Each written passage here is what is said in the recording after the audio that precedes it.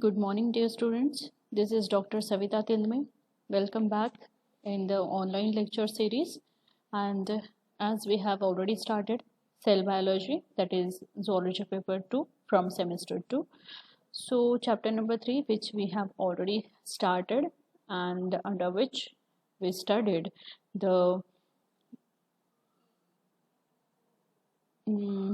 plasma membrane, that is membrane models, plasma membrane under which fluid mosaic model we have already studied, then transport across the membrane, in that active transport, passive transport, then pinocytosis, phagocytosis, right?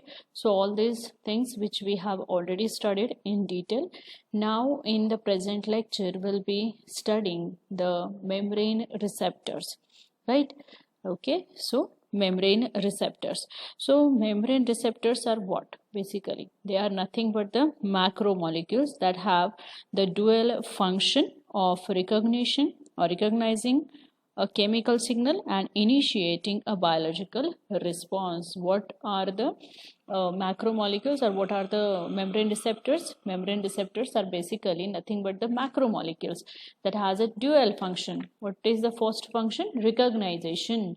Whenever any biomolecule that comes across the cell membrane, say this is a cell membrane, this is cell outside, this is cell inside, right?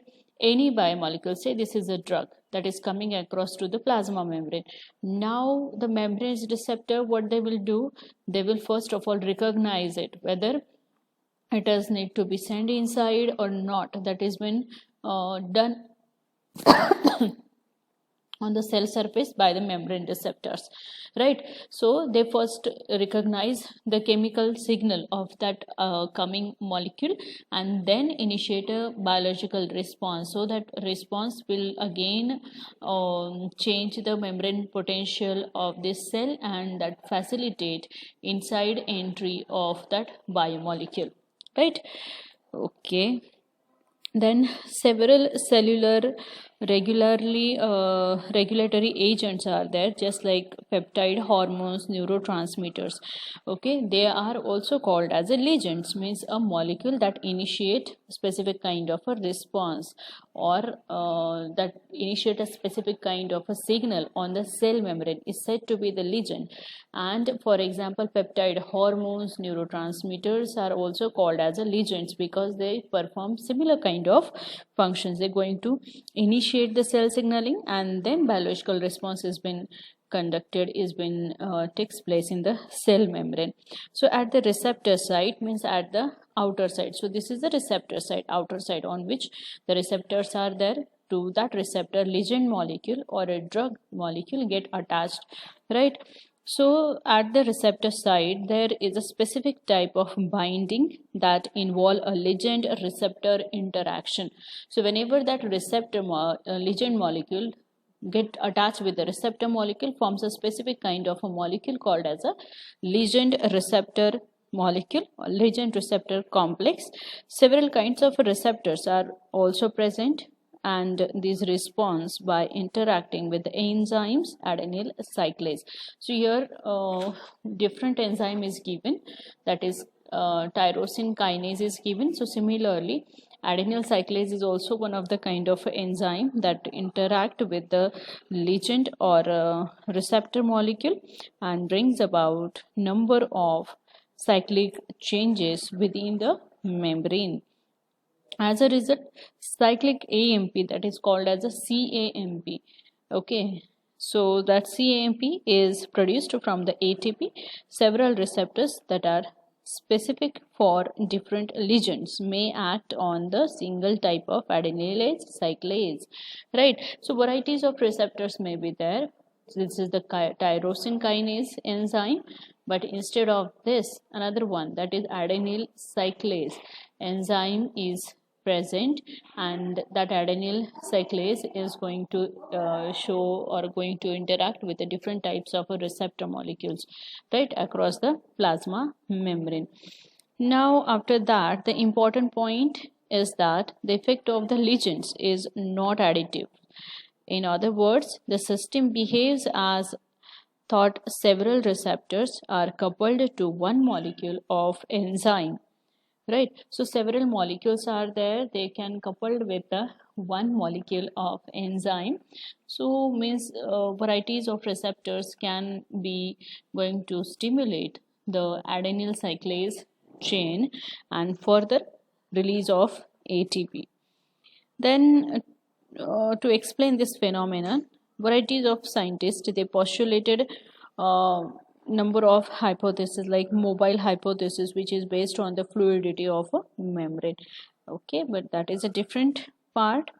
In short, the membrane receptors means receptor molecules are nothing but a kind of a protein molecules which present on the plasma membrane, which help to transport of a biomolecule like drugs or hormones or neurotransmitter from cell exterior to cell interior, means whatever chemical message is coded on inside that drug or the biomolecule, it has been transmitted to cell inside. But this is not a single step process, it involves a successive steps just like this. So the ligand molecule get attached with the receptor, forming a ligand receptor complex, which brings about conformational change in the plasma membrane, and that wave of the conformation is been received by the adenyl cyclase. Here the different enzyme is given, adenyl cyclase, then adenyl cyclase is further get oxidized, right? And then which result in release of, it is get oxidized by using ATP molecule, so that result in release of a CAMP, that is cyclic AMP, and release of a cyclic AMP is nothing but a conduction of that message coded in the form of a drug or in the form of a ligand inside the cell membrane. So like that, different enzymes, they can react, like tyrosine kinase is also there, G protein coupled receptors are also there. I mean, different types of receptor molecules, they can initiate, they can trigger the CAMP cyclase or CAMP reaction, and further the message is transmitted to cell inside. Now let's move ahead and see modification of the plasma membrane. Okay, so plasma membrane is modified in various ways, and one of which is said to be the microvilli. The diagram is shown here. This is also microvilli, and this is a magnified image of this portion, that is microvilli. So the plasma membrane shows a number of specializations or modification on the cell surface, a narrow invagination or a finger-like projections. So these are said to be the finger-like projections, or here you can say the narrow invagination. Means two terminologies are nothing but the same. So this finger-like projection or a narrow invagination, like means that is present on the surface of a plasma membrane at the cell surface, are known as microvilli, right? So what are the microvilli? Microvilli are nothing but the specialized finger-like or the projections present on the cell surface. So it is said to be the microvilli. Okay. Then after that, the columnar epithelial cells of the intestine are involved in active absorption of a digested food. So this is nothing but one of the example of a cells which bears the microvilli. So you might have heard this terminology, that is intestinal epithelial cells. They are showing, or they are involved in absorption of the digested food material. So these microvilli are present on that intestinal epithelial or columnar epithelial cells, which increases the absorptive area, right? And these microvilli of the intestine are 0.6 to 0.8 micrometer long. Okay, 0.6 to 0.8 micrometer long and only 0.1 micrometer in diameter. So you can imagine the size of this microvilli is very, very small, and this microvilli increases the effective surface area of absorption. How? Because of their foldings. As they are folded, you can imagine this much portion. If you straighten it, okay, so it will cover much more area. But if you see here, a lot of fold are there, which going to increase, which means which going to give rise more area for absorption. So this microvilli increases the effective surface area for absorption. A single cell may contains as many as 30,000 microvilli on its cell surface. How many microvilli can be present in a single columnar epithelial cells of intestine? 30,000 microvilli are there. So you can imagine a huge number of microvilli are there, means what? A huge, means a very long membrane is been folded and accommodated into a small portion so as to increase the absorptive area. In case of intestinal epithelial cells, a dense mat of a delicate, branching, tangled microvilli or a filament that covers the microvilli. So here you can see the thin, branched, tangled filaments, they covers the microvilli. So these filaments are called as the fusy coat, right? So the fusy coat is present on the surface of a microvilli, which appears to resist attack from the digestive enzymes. As these intestinal columnar epithelial cells, they are exposing directly to the enzymes, digestive enzymes, but no doubt mucin layer is also there along with that, means that mucin layer is going to protect it from the effect of digestive enzyme. Along with that, this tangled filaments are also there, which is said to be the fusy coat, which protect them from the action of digestive enzymes, so from getting digested, or it has not been digested because of presence of this fusy coat on the surface of a columnar epithelial cells. So it is composed of a glycoprotein macromolecules. So that fusy coat is made up of the glycoprotein macromolecules, and the core of the microvilli is transverse, or it has been here in this diagram. You can see that the core of, means the central part of the microvilli is shows presence of a longitudinal microfilaments, right? It is not hollow, it is not empty, rather it shows presence of longitudinal microfilaments, and these microfilament contains actin, that is said to be a protein, right? Actin, or it is nothing but a type of protein that is attached at the tip of the microvilli by alpha actin, is a kind of a bond exists between this, right? So they are useful for contraction of the microvilli, means that actin protein is useful for whenever that longitudinal protein, that is actin, get contracted, the microvilli is also get contracted. If when it get relaxed, the microvilli size is extended, like that. So there are other filaments of the protein called as a fibrin and villine, which this binds the crosslink of F-actin molecules. At the base, they are joined together by a transverse network of the microfilament, means this longitudinal alpha-actin molecules, they get joined with the transverse filaments of the microtubules extending between the adjacent complex, forming a terminal web or a bar. So in that terminal web, or in that terminal bar, beside actin, it also contains myosin, alpha actinin, tropomyosin, and spectrin, means varieties of different types of proteins are also present along with the alpha actin, which gives the rigidity, which gives the specific shape to the plasma membrane, right? Or we can say the microvilli. All right, now after that, let's see what is the next. Yes. All right, so this caveoli. So what are the caveoli? Okay, so these are said to be the cave-like invagination of the cell surface, and this is first named by the Yamada in 1955. So what is a caveoli? Caveoli is said to be the cave-like invagination, narrow invagination of the cell surface, just like this. So if on the cell surface, that is on the columnar cell surface, what is there? Invagination of the membrane that forms a finger-like projection or a groove-like structure. So this narrow invagination or furrow-like structure is said to be the caveoli, right? And this caveoli, they are first named by the Yamada scientist in 1955, which forms a blind tubular pouches opening to the extracellular spaces, right? So all these caveoli, or you can say invaginations, they are opening directly to the extracellular pouches or extracellular surfaces, and these may be small as found in vertebrate capillary epithelial cells or capillary endothelial cells, but more definite functional attribute can be assigned to many caveoli. So these caveoli, they may act as a transient membrane associated with, right? So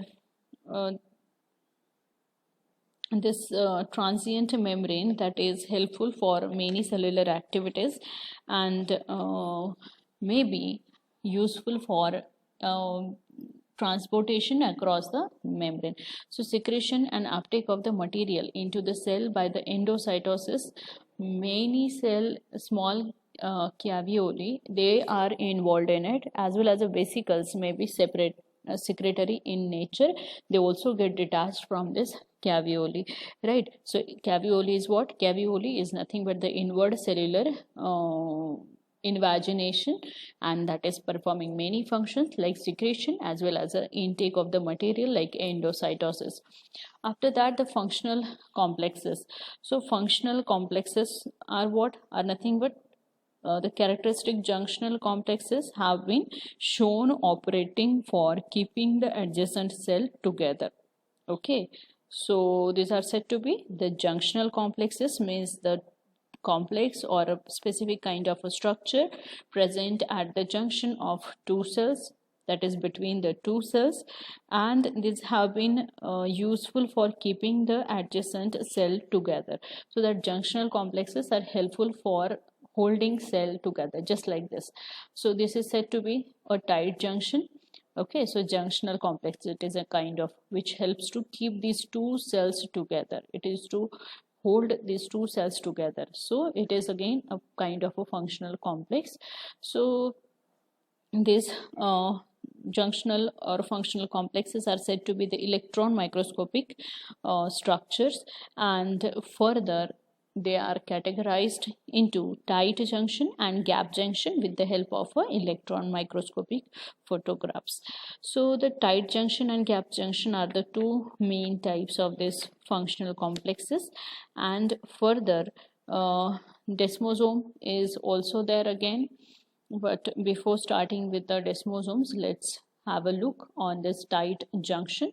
So in this diagram you can see here the structure that is called as a tight junction between, that is exist between the two cells or between adjacent cell. After that, adherent junction is there, then gap junction is also there. Okay, just a minute. Yes, gap junction is also there, as well as a desmosome is also there. So this is the diagram altogether showing the junctional complex, right? So now we'll study one by one. Tight junction first of all. So it is located at the distal region between the adjacent cell where actual fusion of the outer membrane of the adjoining cells occur. So this tight junction is present in the distal portion. So the portion that is the part of the cell which is rest on the basement membrane is said to be the proximal portion, and the part of the cell which is quite away from the cell membrane or away from the basement membrane is said to be the distal portion. So this tight junction is present where? It is present in the distal portion of the cell, right? Is away from the base where the cellular boundaries are there. At that point, this tight junction is exist between the two adjacent cells. As a result, a single intermediate layer is formed. So because of this tight junction, it hold the two cell membrane together so tightly so that the two cell membranes, they get fused, they get tightly joined together to form a single layer, right? And then it is act as a seal, means that tight junction act as a seal with no intracellular spaces. So these tight junctions are abundant in the collector tube of the kidney. So where the tight junction means this junctional complex is found to be maximum. Yes, it is found to be maximum in the collecting tube of the kidney. It appears as a network of ridges on the cytoplasmic half of the membrane as well as the ridges appears to be composed of two rows of the particles, each one belonging to adjacent cells. So here you can see the ridges. Let me show you. Yes, so these are the ridges, means the component formed from one cell. Here is the component formed from the another cell. These together get adjacent, or they get stick together to form a tight junction which hold these cells in a proper position, in a particular fixed position, right? So this is a gap junction which is found to be more. In next junction is the gap junction. Desmosome. Okay, so the gap junction is also called as a nexus of the fascia occludens. Okay, so what it means? So the gap junction, it means a channel for communication or communicating junction. So name itself indicate there is a gap, but this gap is not just a simple gap to pass the cell material. No, it has been guarded by means of a protein filaments which gives the rigidity. Along with that, it also gives the passage for the entry of a biomolecule across the cell membrane, right? So I have shown here the diagram of a gap junction. So this is what the cell membrane of one cell, this is cell membrane of another cell, this is the gap between the two cells, right? Extracellular space that is called, and this is what the protein molecules are said to be the gap junction. So it's going to hold the two cell membrane together. Along with that, it also gives, or it also contains a channel inside it. Here in this diagram it has been enlarged. So it contains the channels inside it. These channels are continuous from one cell to another cell, and that helps to pass the biomolecule from one cell to another cell, as well as from this cell to this one, like that. So these are called as communicating junctions, located at the specialized region of the contact between opposed plasma membrane, and it permit direct transfer of ions. You can see here the calcium ions and inorganic phosphate, CAMP, they have been directly transmitted from one cell to another cell through the gap junction. So it permits direct transfer of ions and other small molecules between the cell without transversing the extracellular spaces. So these biomolecules, they are directly enter into this gap junction or enter into this protein structure and release it into the another cell. So it doesn't enter into the extracellular structure. So it has been guarded by means of a microfilament again.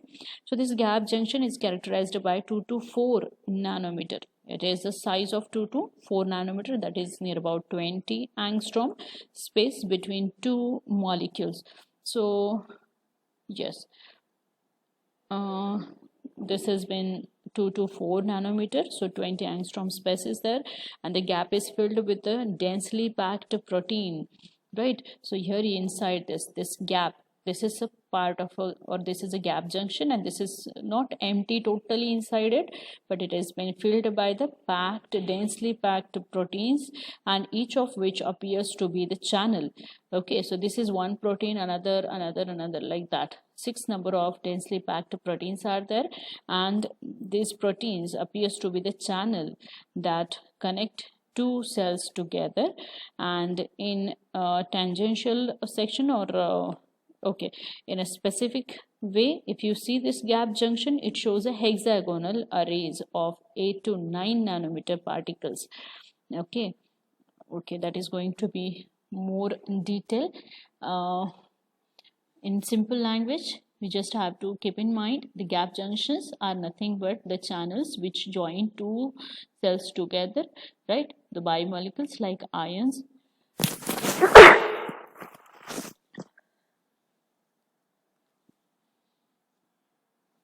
biomolecules like ions, that is calcium, inorganic phosphate, they get directly transmitted from one cell to another cell without entering into extracellular spaces, like that.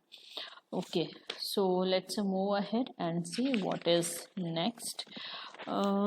Next is nothing but the desmosomes. Yes. So what are the desmosomes? Desmosomes, I have shown here the structure of a desmosome. So this is a cell membrane of one cell, this is cell membrane of another cell. This is what a button like structure, that is cytoplasmic plaque it is, and these two cytoplasmic plaque or a plate like structure, they are connected with each other with the help of a connecting filament. And to the cytoplasmic plaque, what is attached? Cytoskeletal filaments, they have been attached, and this is the intercellular space. Okay, now the desmosomes are button like points of a strong adhesion. See, you can see here the button, it is a button like point, right? It is a button like point of a strong adhesion between adjacent cells in a body's tissue. So this cell to cell adhesion gives the tissue structural integrity, and means it helps to maintain the proper structure of the cell, enabling the cells to function as a unit and to resist the stress. So this also gives a strong strength to the cell. So it gives a structural integrity and resist the stress, right? Cells, they never get separate from one another. If someone pull your hand, so your hand or the skin is not going to get separate from remaining body part. Why? Because of this tight, or because of this desmosomes, right? So desmosomes are found in many tissues, but they are especially abundant in the cells of the skin, heart muscles, and the neck of the uterus, right? Though it doesn't mean the desmosomes are present in the heart tissues, in the neck portion of the uterus, as well as only in the kidney, only in the skin. Rather, they are present in many other tissues of our body, but their concentration is more, percentage is more in these three regions, that is skin, heart, and neck of the uterus, right? So desmosomes forms early in the embryonic development and plays an important role in maintaining the cell position during the development, and the plasma membrane of the two adjacent cells are aligned in a parallel and separated by the space of about 25, this is the space we are talking about, 25 to 35 nanometer. The extracellular space between the two membrane is called the desmosome core. So this is what the one cell inside, this is another cell inside, and this is the space between two cells or adjacent cells. So this is said to be the extracellular space, and as the desmosome is present here in this extracellular space region, this is called as a desmosome core. So a thick plaque is found just beneath the plasma membrane of each cell. Okay, so that going to join means that thick plaque is going to join these two cell membrane together and giving them a proper position. The desmosome core is filled with the filament. Yes, you can see here the desmosome core is filled with the connecting filaments and granules of the protein. Okay, connecting filaments as well as granules, so they called as a desmocollins. So the granules which are present in between the filaments said to be desmocollins and desmogleins. So these are the catherin that interact with the plaque and means at the inner membrane surface and mediate cell to cell adhesion at the outer membrane surface. So after that, the catherin, the terminology which we just heard. So what is that catherin? Catherin is nothing but a second category of a cell surface glycoprotein. So it is basically the glycoprotein. Okay, second category of the cell surface glycoproteins are collectively called as a catherins.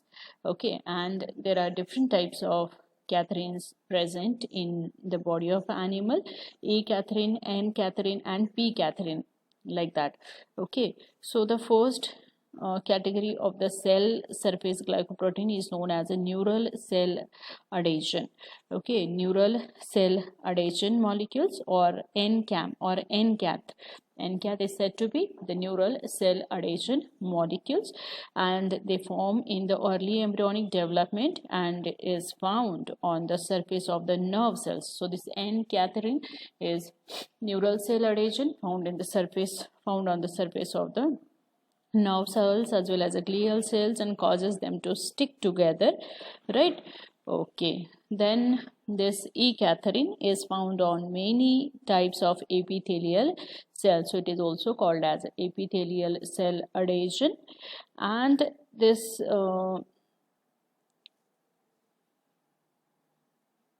epithelial catherine again helps to together or helps to bind the adjacent cell epithelial cells together, right? So after that, the p catherine is present on the cells in the placenta as well as the epidermis, so they are also called as a placental cell adhesion.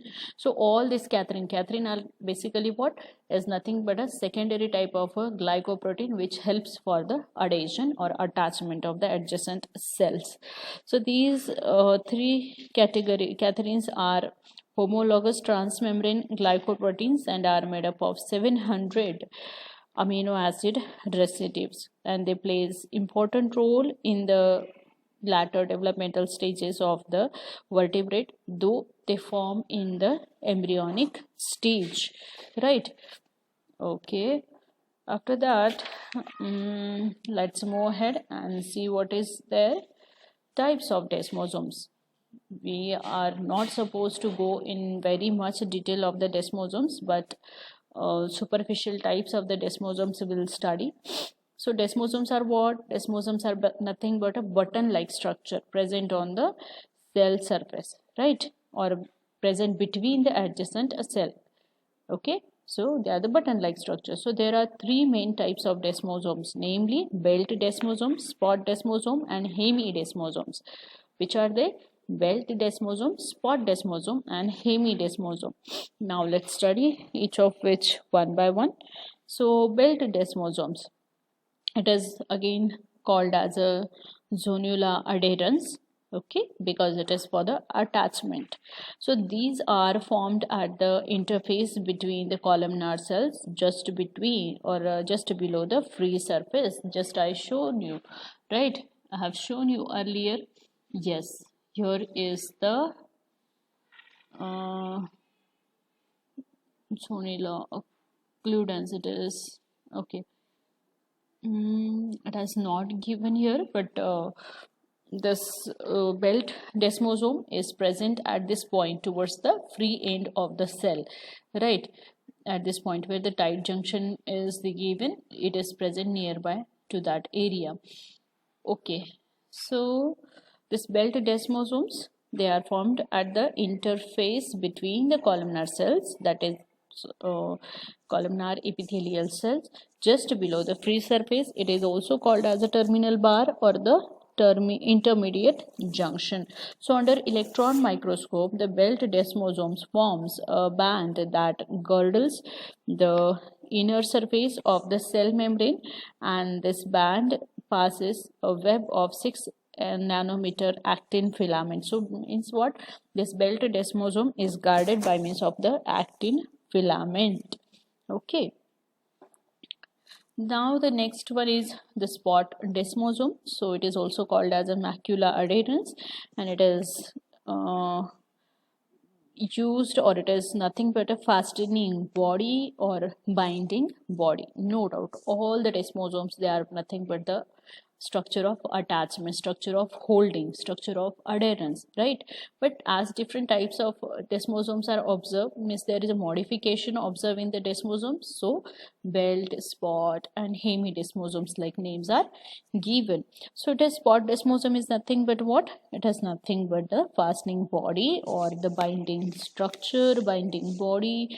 These are disc or a circular point of contact about 0.5 micrometer in diameter, means a very small sized structure between the plasma membranes of adjacent cell, right? And they are separated by the distance of 30 to 50 nanometer. So non-contractile tonofilaments forms the structural framework of the cytoplasm, are attached to the plaque, and these filaments called as a transmembrane linkers or the desmocoline arising from the plaque fill the intercellular gap between the membranes, so that spot desmosome is going to provide the mechanical coupling, mechanical support to the cell. What it does, it provides the mechanical coupling or mechanical cell support to the cell. Sometimes discontinuous middle dense line of the coating material may be observed in the intercellular core. Okay, after that the next is the hemidesmosome. So in the basal region of the small epithelial cells, we are not talking about the columnar epithelial cells, but in the case of a small epithelial cells, only half desmosomes may be present.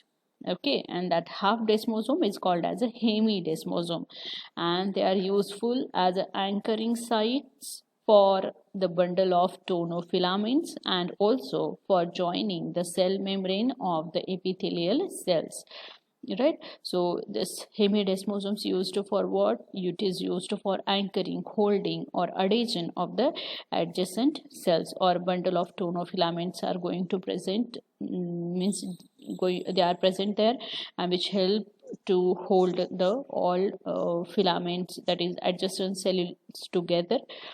And this means the tonofilaments, and also for joining the cell membrane of the epithelial cells to underlying base membrane, means not only between the adjacent cells the hemidesmosomes are present, but also they are present between the cell and the basement membrane.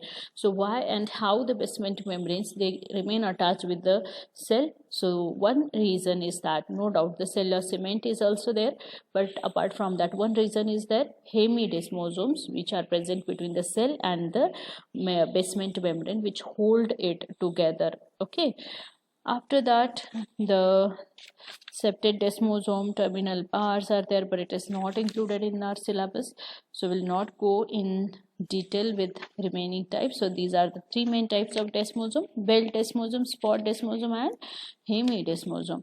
After that, one more point is there, that is a plasmodesmata. So these plasmodesmata are what? Sometimes the cells are connected by bridges of the cytoplasm, right? So focus here. Sometimes the cells are connected or joined together by means of bridges of the cytoplasm passing between the pores of the cell wall or the plasma membrane between the adjacent cells. Such a connections are called as a plasmodesmata, right? They are also called as a plasmodesmata or plasmodesma. So it is what? It has nothing but a cytoplasmic bridge. So cell membrane is perforated, right? And these pores are continuous from one cell membrane to another cell membrane. So that forms a cytoplasmic bridge, or the connection between the adjacent plasma membrane, and this is called as a plasmodesmata.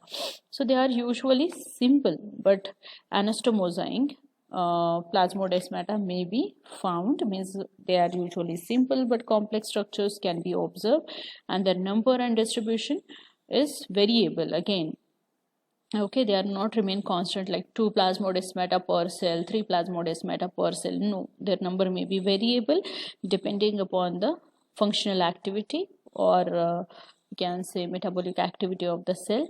So like a gap junction, plasmodesmata provides intercellular channels for the molecules of about 1000 molecular weight, including a varieties of metabolic and signaling compounds, and these structures are the prominent in plant cells depending on the plant type. So the density of the plasmodesmata varies from 1 to 10 per micron or per micrometer square. So means the number is very huge, right? The plasmodesmata present per cell is very huge. Okay, so plasmodesmata needed in the cell to cell communication, means they performs a function, that is cell to cell communication, and many normal metabolic products such as sucrose and are transported from cell to cell with the help of this plasmodesmata. As with the gap junction, movement of the molecules through the plasmodesmata is reversible, right? So that is again one more positive angle of this plasmodesmata, means it is action is reversible, means if one material is passed from one cell to another cell, so different material may be passed from that opposite cell to previous cell. So like that the plasmodesmata are useful as a cellular channels, okay, for communication between the adjacent cell. So with this, dear students, we have completed this chapter number 3, that is plasma membrane. Okay. All right.